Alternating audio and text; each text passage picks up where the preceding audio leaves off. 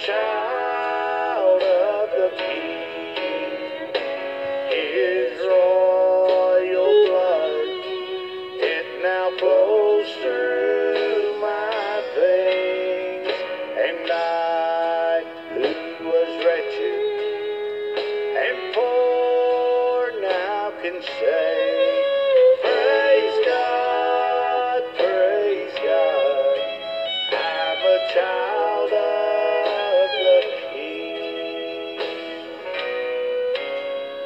You know, one time there was this little preacher that preached at a little country church. And after he had preached one Sunday morning, he stopped at a store there on the outskirts of town where he had a charge account. And he went in and told the clerk that he'd like to get some bologna and cheese and sandwich meat, just enough to feed his children and his wife. And the clerk kind of looked at him and he said, "Brother, aren't you the preacher that preached down here at the little country church this morning?" And he said, "Yes, sir, I was." He said, "Well, I'm sorry, I can't charge you anything else until your bill's paid in full." He said, "I heard you tell all those people there this morning that your father owned the cattle on 1,000 hills. And if your father's that wealthy, I'm sorry, I can't charge you anything else until your bill's paid up."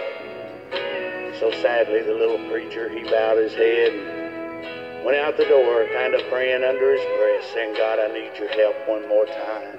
And when he jumped in his old pickup truck and just kind of started down the highway there, and as he was approaching town, he noticed this vehicle coming up behind him, flashing his lights and blowing his horn, and he wondered, I wonder what they could want. So he poked his head out the window and said, "When we get on the other side of the light, find you a place to pull over. I need to talk to you."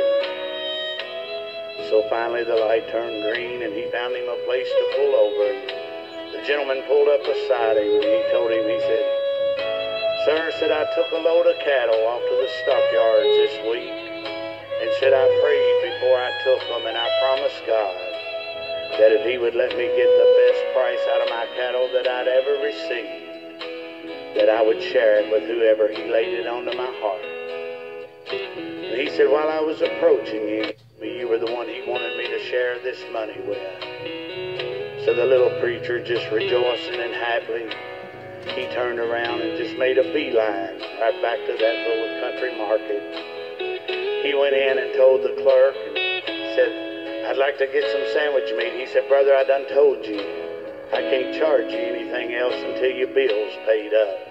He said, "I don't want to charge it, brother." He said, "You go ahead and slice it up, and I'll pay you for it." And he said, "When you get through," he said, "go ahead and figure my bill. I'd like to pay it in full also." The clerk looked at him. He said, "Well, brother, I don't understand. Just 10 minutes ago you were in here.